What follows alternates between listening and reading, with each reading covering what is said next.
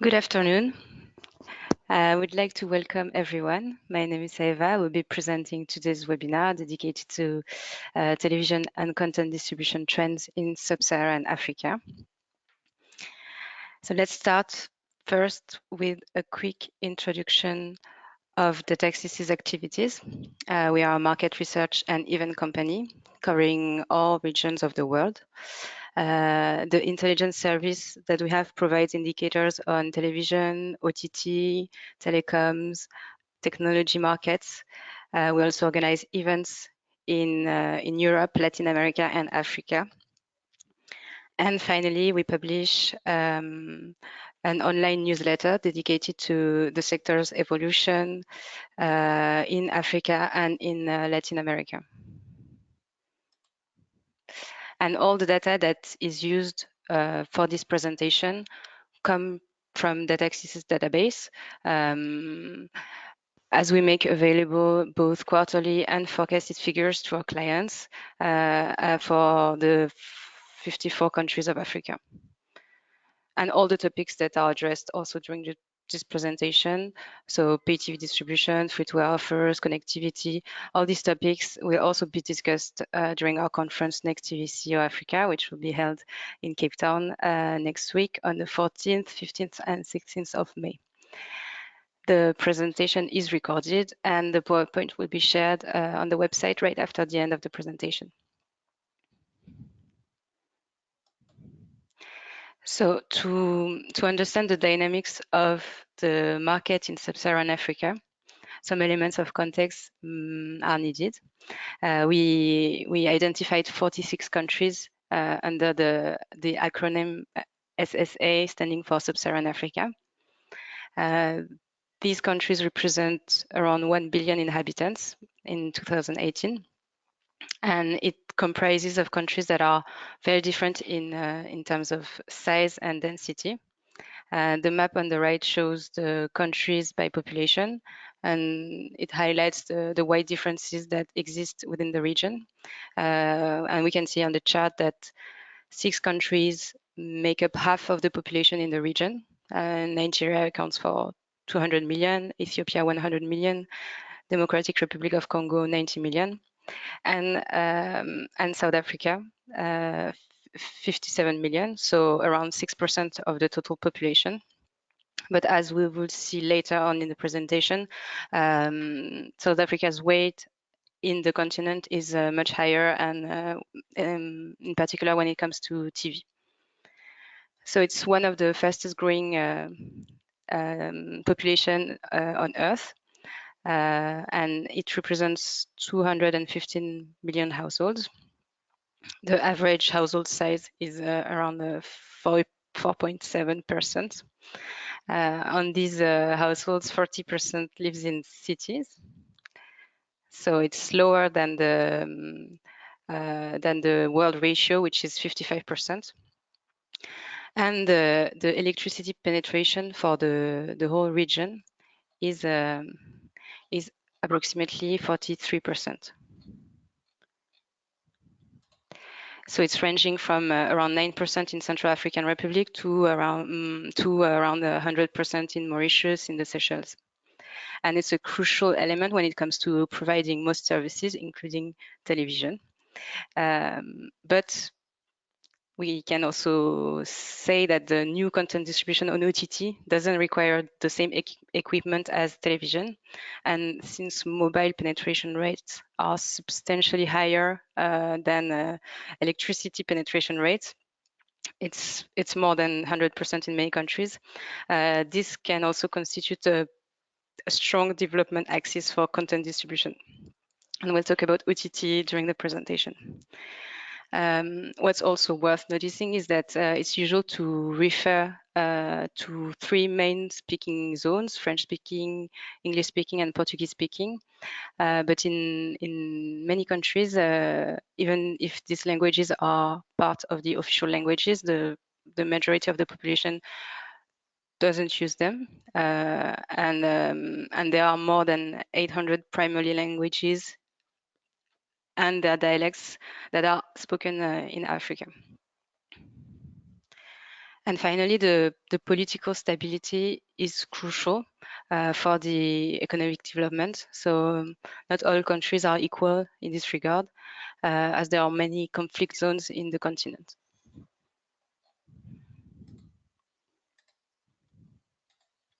So as I said, the population represents 1 billion inhabitants. It's around 14% of the world's total population. But when we look at the GDP only accounts for 2% of the world's total wealth in 2017. The average GDP per capita is around 1,600 current US dollars in 2017. So it's also significantly lower than in the rest of the world.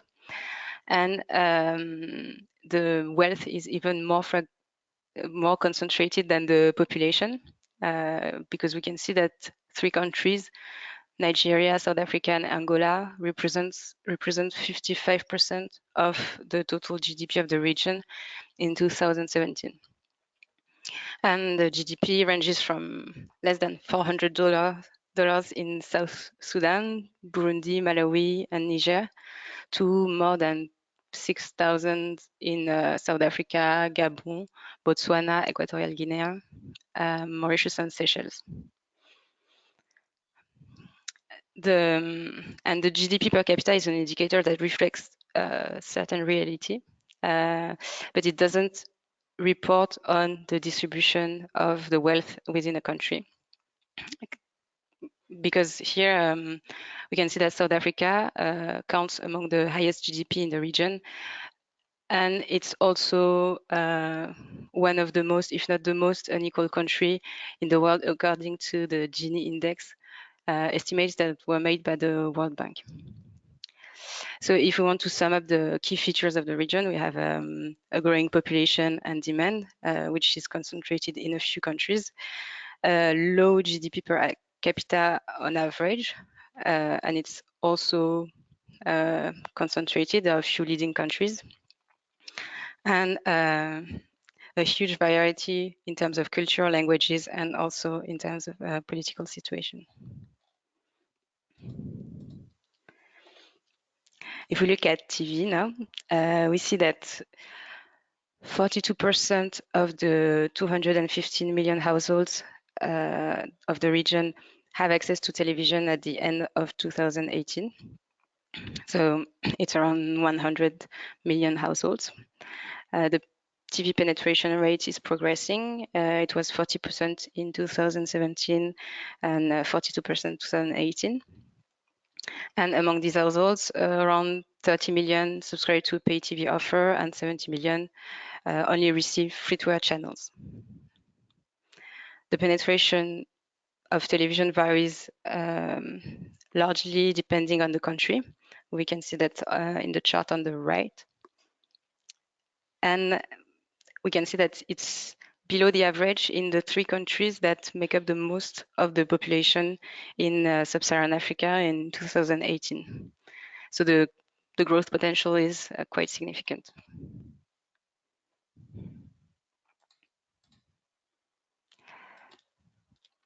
The households that receive only free-to-air channels on their TV sets account for 70 million. And in 2018, they're still made up mostly of analog terrestrial television. We can see that the share of DTT, digital terrestrial television, and DTH satellite is increasing, and they now represent more than half of the total free-to-air households. The free-to-air satellite went from 11% in 2013 to 33% in 2018, and the DTT from 2% to 21% of the total free-to-air households. So we can say that things are slowly changing, and some reasons can explain the shift. The launch and the adoption of branded, marketed free-to-air packages. So we saw that several satellite and DTT offers were launched that were aggregating channels under a unique brand and distributing these free-to-air channels. It's, for instance, Multi-TV in Ghana or OpenView in South Africa. for the satellite. It's Pamba TV in Kenya for the DTT. And these platforms manage to create a free TV user base to consolidate an orbital position for the satellite. And they encourage the launch of new free-to-air channels, the enrichment of the offer, and therefore it's their attractivity among African households. We think that this type of platform could increase in the coming years, provided that the advertising market's growth goes along and sustains the free-to-air channels costs. Another reason that explains the changes in the free-to-air model is the lower priced set-top box that are used to receive free-to-air satellites, and also the increase in terrestrial channels, in the offer of terrestrial channels that come from the implementation of digital terrestrial television.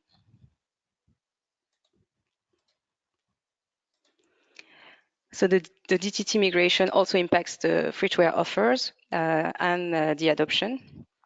So today, the deadline that was first set in June 2015 by the ITU is way past, and few countries have completed their transition to digital television.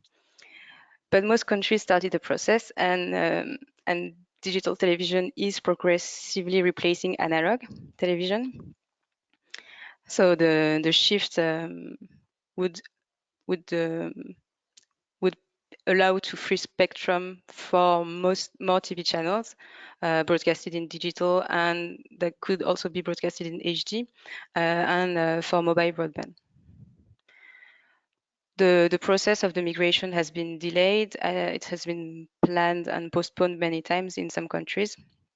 And among the hurdles that can delay the process, we can highlight the lack of financing to support the investments in infrastructure, the lack of financing to equip households with the proper equipment, so either set-top box or TV sets that can receive the digital signals.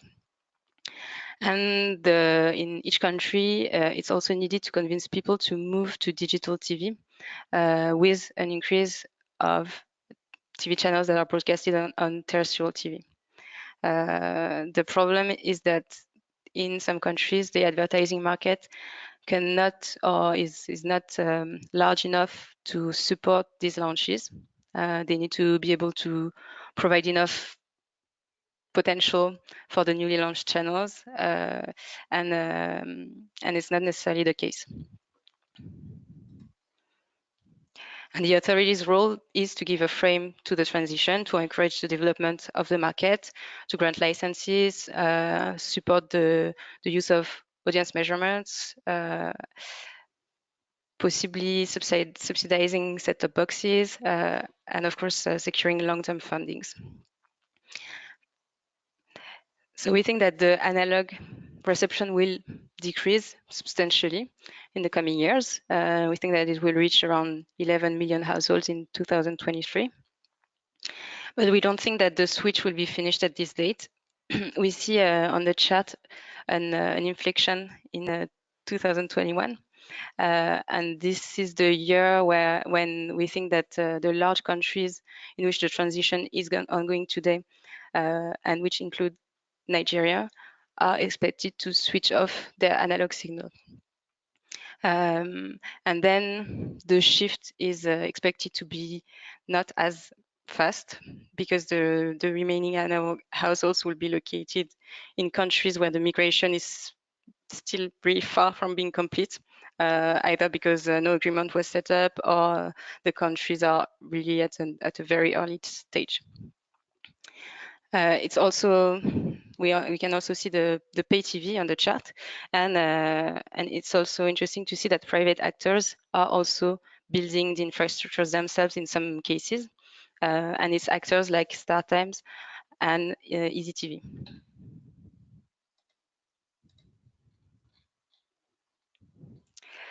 And to finish on the free-to-air economy, we can have a closer view on the free-to-air channels themselves. So there are numerous free-to-air channels in Sub-Saharan Africa. and their number is increasing. But the quality of these channels is not necessarily met in terms of content, in terms of image, and in some countries, it even explains the high penetration of pay television.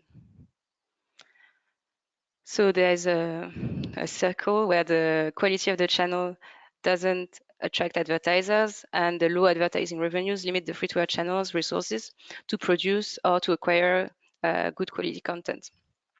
So it's hard to predict when the situation will change, as it has been lasting for a while. We can see that the free-to-air channels revenues are not progressing; they are stagnating in Sub-Saharan Africa, with an average growth of 0.7% between 2014 and 2018.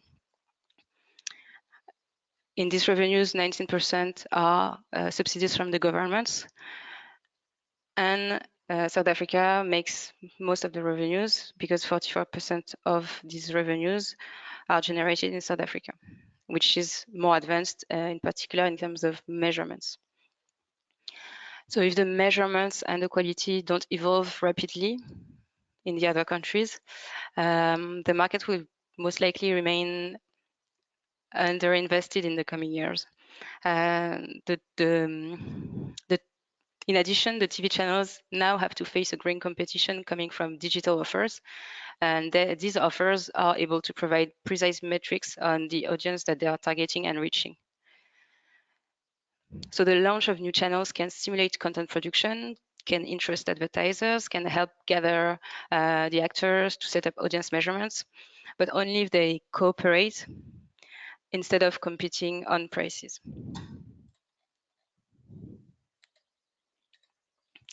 If we look at the pay TV, around 30% of TV households receive pay television in 2018. And the split by technology is more or less the same as 2017.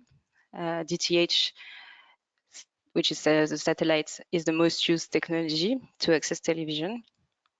It's followed by DTT, and there's a market in this region because of the DTT switchovers delays, and it's usually less expensive than DTH, than satellite. We see that the other technologies are marginal. They have a limited potential. Cable is mostly used in Cameroon. MMDS is mostly deployed in French-speaking Africa. And IPTV is only, it's only at its early stages. So as said in the beginning, South Africa is not the largest country, but in the TV and content market, the country is unavoidable. It represents 27% of total pay TV subscribers and 48% of revenues generated in the region in 2018. And we can see that on the chart. We see that the revenues are correlated for most countries except in South Africa. So the growth potential of the region lies mostly in the large number of households that haven't adopted TV yet, comprising mainly of rural households. Also, the pay TV offers features that are largely underdeveloped, and I'm thinking of HD, DVR, all the features of pay TV operators.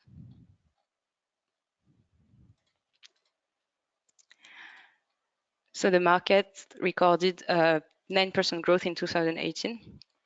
Pay TV revenues continue to increase, and they reached $4.8 billion during the year.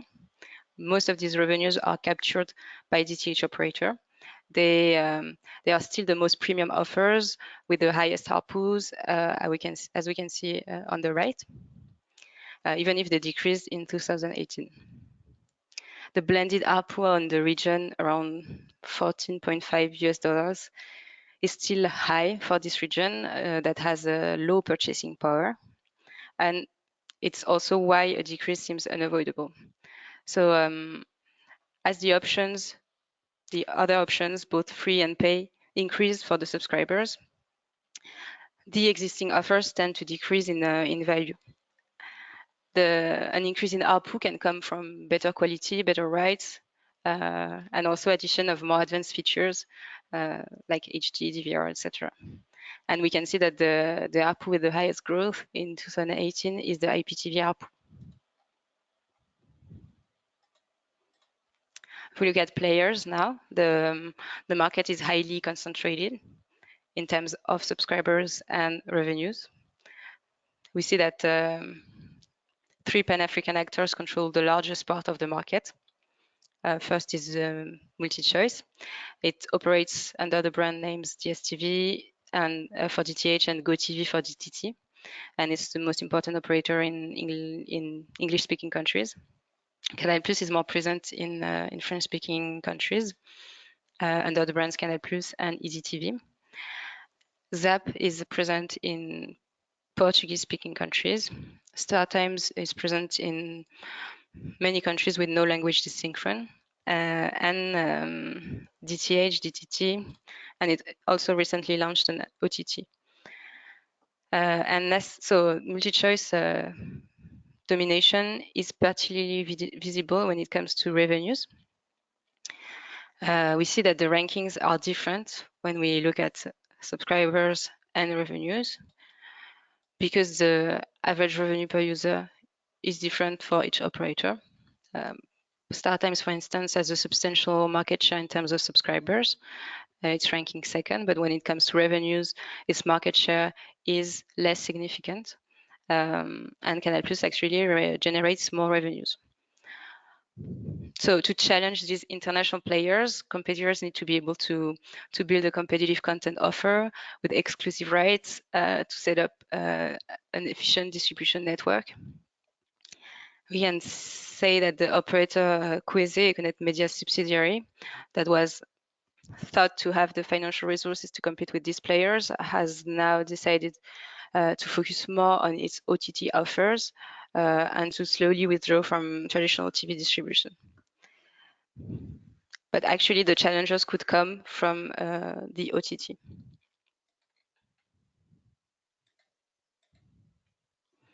And today, the market is still at its early stages, but the situation is progressively changing. And the first step for a change is the rise in connectivity that's allowed by fiber and by mobile broadband. So we think that broadband is going to gain in availability with the development of networks and in affordability with the drop in data prices. Around 11 million households subscribe to a wired fixed broadband offer, mainly XDSL at the end of 2018, but it's evolving, and the share of fiber to the home is increasing rapidly. The fixed wired broadband represent 5% of households. And we see that mobile broadband is more significant. So 4G is not yet spread out around the continent, but there are many initiatives, networks that are being built, and the technology will become more available in the coming years. The growth has already started, as we can see in the chart, and it will go along with the deployment of smartphones. And the combination of both will make broadband accessible for a growing part of the population. But this chart actually conceals differences. And the largest difference is between South Africa and the other countries.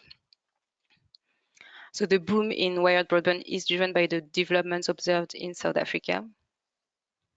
And actually, if South Africa is excluded from the previous chart, the penetration decreases to around 1% of households. So there's a clear gap between South Africa, which will reach a high fixed broadband penetration rapidly, and the other countries, where the connectivity will most likely be met through 4G and smartphones on the short, medium term.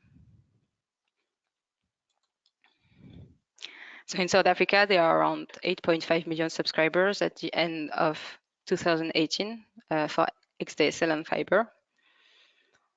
And we can imagine that with the deployment of fiber networks, with the decrease in fiber prices, these XDSL subscribers will rapidly migrate to fiber. And the South African model is actually very specific to this country because private players like dark fiber, Lightstruck, or OpenServe can build a fiber network and sell the access to the ISPs. This model has advantages because new entrants can enter the broadband market with less entry barriers because existing ISPs can grow and can switch to a more advanced technology.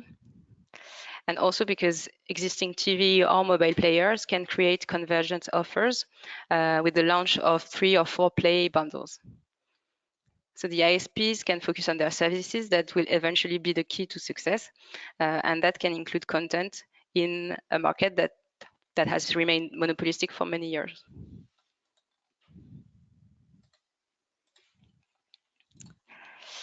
And the development of broadband, fixed in South Africa, mobile in the other sub-Saharan countries, leads to various opportunities, in particular content distribution through OTT. So at the moment, the market is nascent. We estimate that the penetration of SVOD and streaming services on the population is around 0.3%.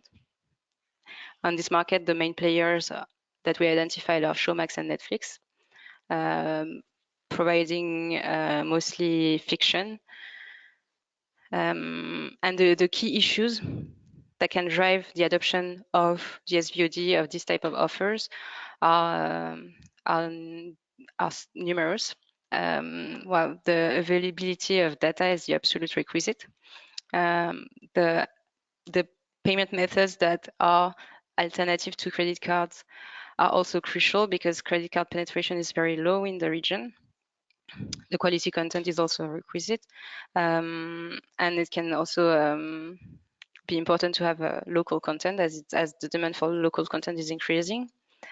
And then long-term funding are crucial. Distribution and access to the end user is crucial. And it's also worth noticing that the piracy is really important in Africa, and it will probably evolve at the same pace as the connectivity.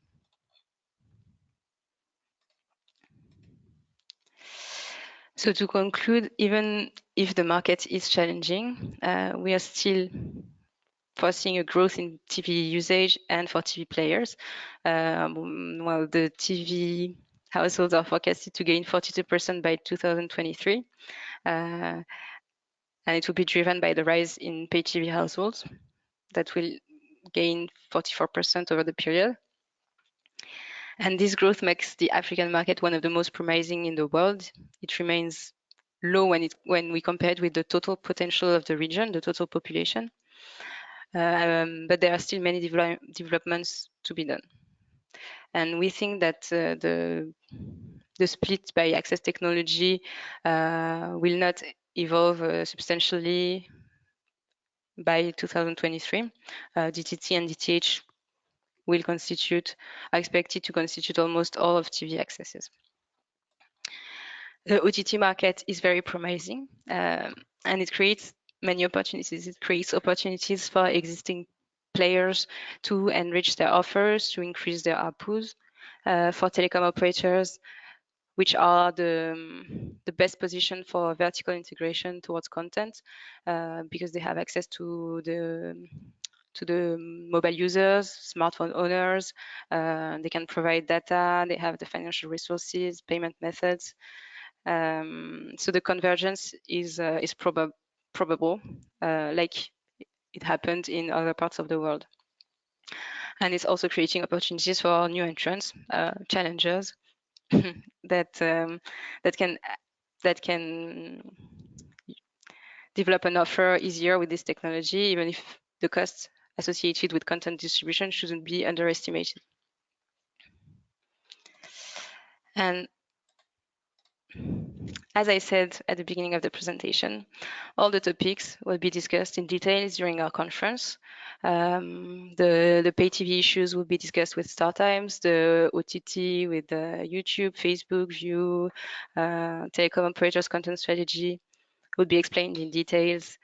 with Tel1, with Vodafone, for instance, and all the channels will provide insights on their challenges in terms of resources, digital strategy, etc. And there are still tickets and accommodation available. So if you're interested in the conference, you can contact Grégoire Larocque directly to discuss your participation. So thank you, everyone. You can ask questions on the box. You can type questions.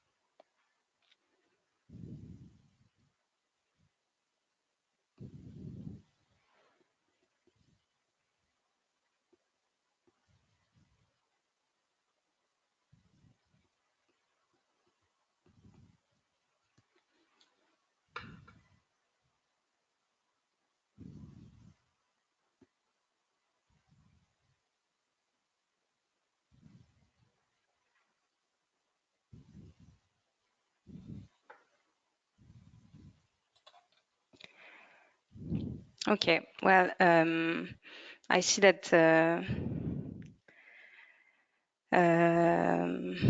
the presentation will be available on the website, so you can download it directly from the website. I see that there are no other questions. So if you have any comment, anything, a question, you can send me an email. I'll be happy to discuss the presentation with you. And yeah, thanks everyone. For those who are attending the conference in Cape Town, I hope we can meet there, and I will be happy also to talk about the market. Thank you.